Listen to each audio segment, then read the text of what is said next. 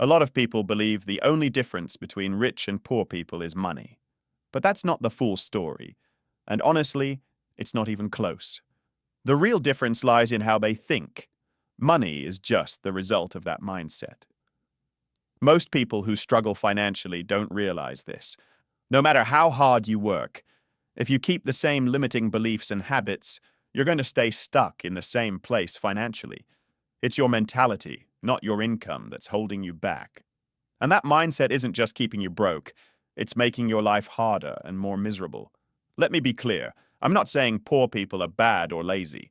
I'm saying the poor mindset is what keeps people from rising up, from improving their situation, or even just making a little progress. So if you're ready to break free of that thinking, hit that subscribe button, turn on notifications, and let's dive in. Poor mindset. Focusing on the wrong side of the story. Jack Ma once said, "The worst people to serve are the poor." Why? Because when you offer them something for free, they think it's a trap. Tell them it's a low investment opportunity, and they'll say it's not worth it. Suggest making a big investment, and they'll say they can't afford it. Encourage them to try something new, and they'll say they don't have experience. Offer a traditional business, they'll complain it's too competitive. Introduce a new business model, they'll say it sounds like a scam. Even suggest something simple, like running a small shop, and they'll say it'll take away their freedom. The pattern is clear. They always have a reason not to act. And they all do the same things. They ask Google. They take advice from friends who are just as stuck. They overthink everything like a PhD professor, but do less than someone who's blindfolded. Ask them, what can you do to improve your life? They'll go silent. They don't know. Because they've never seriously asked themselves that question and followed through with action. The waiting game that never ends. Poor people often live in a constant state of waiting for the right moment, waiting for that once-in-a-lifetime opportunity to magically appear, waiting for someone to show up and hand them a fortune for being patient. But here's the truth. No one's coming to save you. Opportunities exist, but only for people who get off the sidelines and start playing the game. Results, effort. Let me ask you something.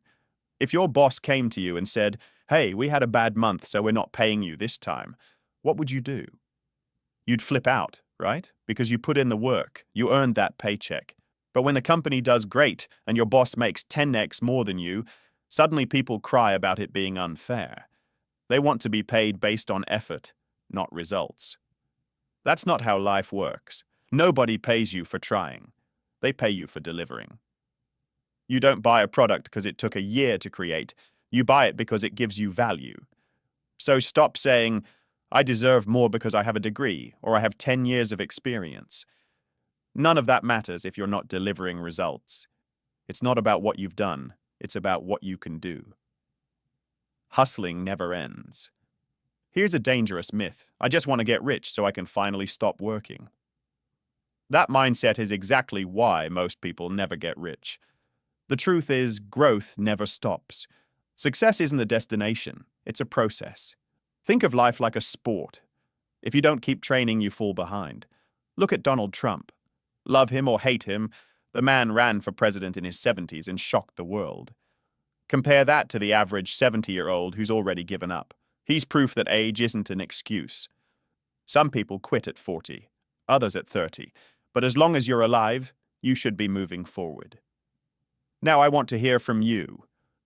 What do you think is the number one thing keeping most people from achieving financial freedom? Drop your thoughts in the comments. And as always, thanks for watching, and I'll see you in the next one.